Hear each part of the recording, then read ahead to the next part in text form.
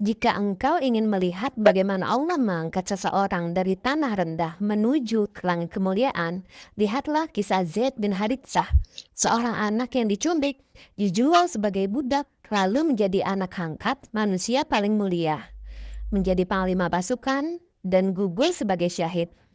Kisahnya adalah perjalanan cinta, kesetiaan, dan pengorbanan yang melebihi harta dunia ini. Angin musim panas menyapu padang pasir Najd. Tenda-tenda suku Kalb berdiri tegak di topang kali kulit unta. Di tengah hiruk-pikuk kehidupan Badui, lahirlah seorang anak laki-laki berkulit kecoklatan, bermata teduh dan senyum yang membuat ibunya, Su'dah binti Sa'labah, menatapnya dengan bangga.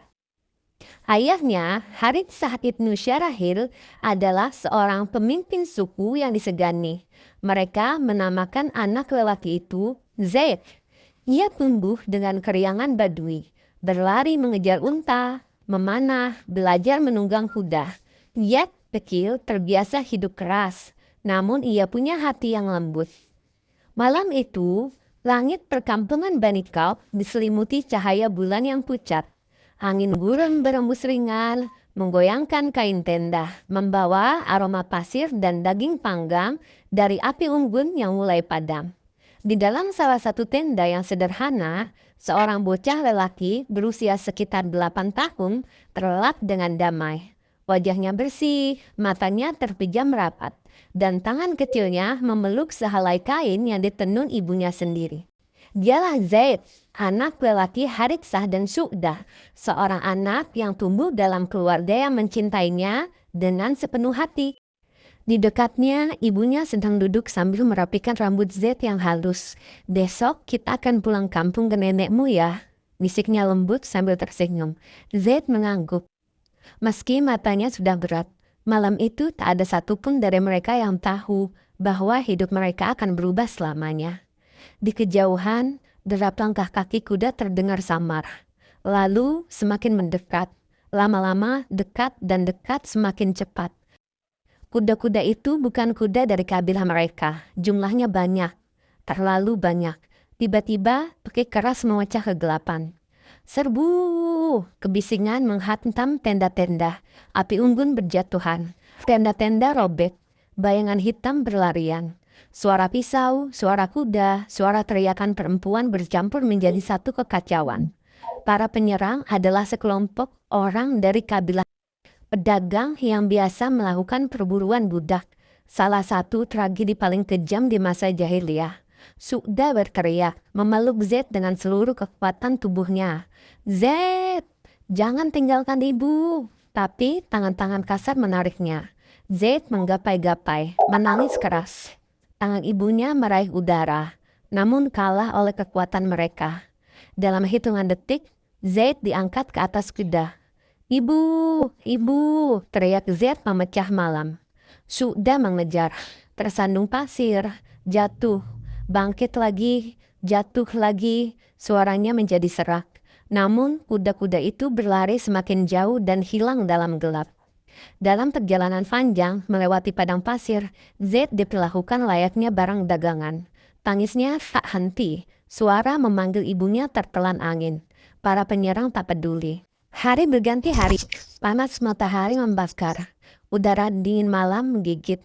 Bocah itu kelelahan, haus, ketakutan, tapi hatinya terus berharap. "Ayah pasti akan menjemputku," pikirnya. "Ibu juga pasti akan datang." Namun setiap fajar tiba, harapan itu makin tipis. Beberapa hari kemudian, rombongan itu tiba di pasar Ukas, pasar terbesar pada musim itu. Tempat penjual kuda, kain, rempah, dan juga manusia. Zaid didorong ke depan, dipamerkan layaknya barang. Para pembeli melihat rambutnya, tubuhnya, matanya. Seorang lelaki mendekatkan pandangannya. Ia adalah Hakim bin Hizam, keponakan Khadijah binti Khuwailid, seorang perempuan Quraisy yang terkenal mulia. Zaid tampak sehat, cerdas, dan kuat. Hakim menawar, lalu pada akhirnya membelinya. Zaid tidak tahu bahwa pembeli itu akan membawanya pada takdir terindah dalam hidupnya. Sesampainya di Mekah, Hakim membawanya kepada Khadijah. Ketika Khadijah melihat bocah itu, ia tidak memandangnya sebagai budak belian. Ia menyentuh kepala Zaid dengan lembut, sesuatu yang tidak pernah ia rasakan dari para penyerang. Senyum Khadijah menenangkan hati kecilnya. Aku hadiahkan anak ini untukmu, kata Hakim. Khadijah mengangguk dan memperlakukan Zaid seperti keluarga sendiri. Beberapa hari kemudian, ketika Khadijah menikah dengan Muhammad, seorang lelaki yang terkenal jujur dan penuh kasih, yang kelak menjadi Rasulullah, ia memberikan Zaid kepada suaminya. Muhammad menerima Zaid bukan sebagai hamba, tapi sebagai seorang anak. Engkau bersama aku, Zaid, kata beliau dengan suara hangat. Untuk pertama kalinya sejak hari penculikan, Zaid merasakan keamanan. Sementara itu, di kampung Bani Ka'b, Haritsah dan Su'dah tidak pernah berhenti mencari. Mereka mendatangi setiap kabilah, setiap pasar, setiap jalur kafilah. Baju mereka berdebu, kaki mereka terluka. Waktu terus berjalan, tetapi doa mereka tak pernah padam. Suatu hari, mereka mendengar kabar bahwa seorang anak yang sangat mirip dengan Zaid terlihat di Mekah. Dengan detak jantung berlari, mereka segera menuju ke kota itu. Di Mekah, Haritsah menemukan Muhammad. Dengan penuh hormat ia berkata, "Wahai Muhammad, kami datang menjemput anak kami. Tebuslah ia dari kami dengan harga apapun." Nabi memandang Zaid, lalu memandang kedua orang tuanya. Beliau tidak mengambil apapun. Kalian menang. Jika Zaid memilih kalian, ia bebas pulang tanpa tebusan. Zaid dipanggil. Air mata ibunya menetes. Ayahnya gemetar. Mereka memanggil, "Zaid, pulanglah bersama kami." Zaid menatap wajah ayah dan ibunya, lalu menatap Muhammad. Dengan suara yang dipenuhi keyakinan ia berkata, "Ayah, aku memilih tinggal bersama orang ini. Aku tidak pernah melihat seseorang yang lebih baik atau lebih penyayang daripada beliau." Haritsah menunduk, terharu, dan memahami keputusan putranya. Ibu Zaid menangis memeluknya, mencium rambutnya untuk terakhir kali. Mereka pergi dengan hati berat, namun ridho. Di hadapan orang Quraisy, Muhammad berdiri dan mengumumkan, "Zaid adalah anakku. Aku mewarisi darinya dan ia mewarisi dariku." Sejak hari itu, orang-orang memanggilnya Zaid bin Muhammad. Sampai kemudian turun ayat bahwa nasab harus kembali kepada ayah kandung. Namun cinta Rasulullah kepada Zaid tidak pernah berkurang sedikit pun.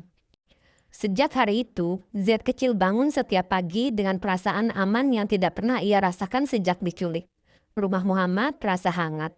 Beliau membangunkan Zaid dengan lembut, mengajaknya sarapan, membawanya ke pasar, mendidiknya, dan mengajarinya kebijaksanaan yang tidak pernah ia temui sebelumnya.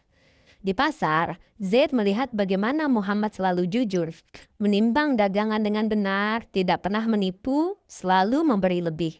Zaid menyaksikan sesuatu yang jarang ia lihat dalam dunia jahiliyah, manusia yang jujurnya tidak pernah retak. Khadijah pun mencintai Zaid seperti darah daging sendiri. Ia memberinya pakaian terbaik, menyuapi makanan, dan mengajarkan kesabaran. Di rumah itu, Zaid tumbuh bukan sebagai hamba, bermetamorfosis menjadi bagian dari keluarga.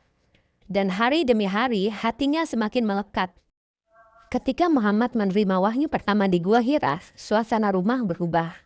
Beliau pulang dalam keadaan kaget, ketakutan, tetapi mantap. Zaid melihat perubahan itu. Lampu-lampu minyak di rumah Khadijah menyala lebih lama. Doa semakin sering terdengar. Keheningan memenuhi malam. Beberapa waktu kemudian, ketika Islam disampaikan secara rahasia, Zaid yang tunggu di samping Nabi mendengarkan dengan hati terbuka. Tanpa ragu ia berkata, "Aku bersaksi bahwa tiada Tuhan selain Allah dan engkau adalah utusannya." Dengan keputusan itu, ia menjadi salah satu manusia pertama yang memeluk Islam. Sebelum Umar, sebelum Hamzah, sebelum banyak tokoh besar lainnya. Dan keputusan itu mengubah hidupnya. Kaum Quraisy marah, sangat marah, bukan hanya kepada Nabi, tapi kepada siapapun yang mendukungnya.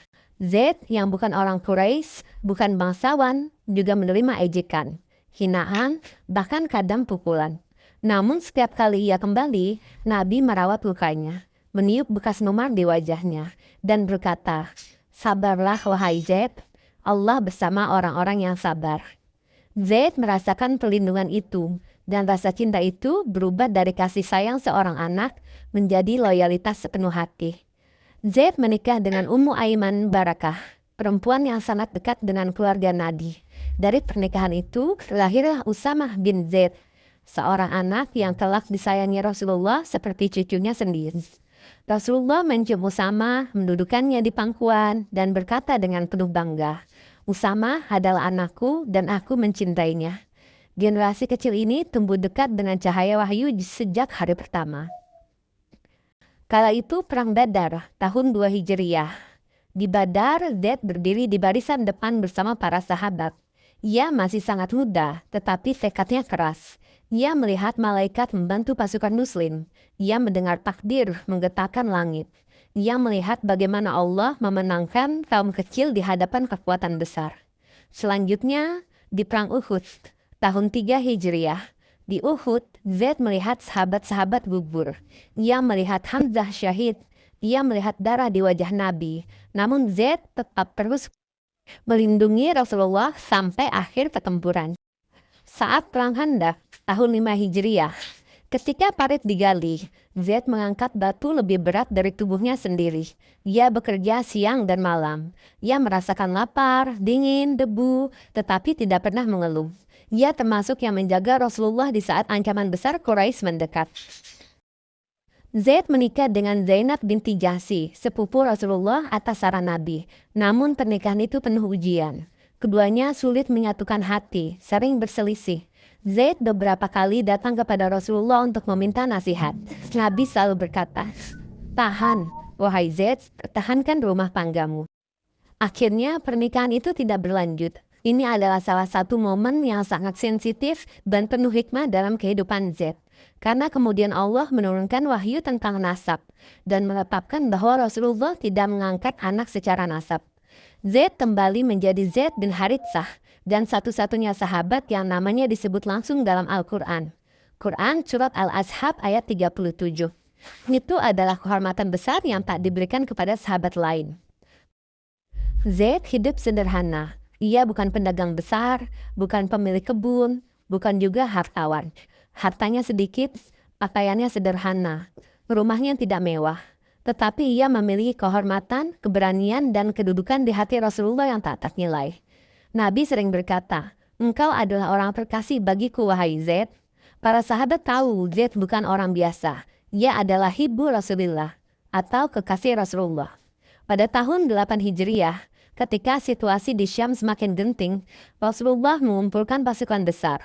Beliau menunjuk panglima tertinggi. Nabi berdiri di hadapan pasukan dan berkata, "Panji perang ini aku serahkan kepada Zaid bin Haritsah. Jika Zaid gugur, maka Ja'far ibnu Abi Thalib menggantikannya. Jika Ja'far gugur, maka Abdullah bin Rawahah menggantikannya." Dan pasukan berangkat. Zaid memimpin pasukan 3.000 menghadap pasukan Romawi yang jumlahnya ratusan ribu. Akhir yang agung di daerah Mut'ah. Angin perang berhembus dingin.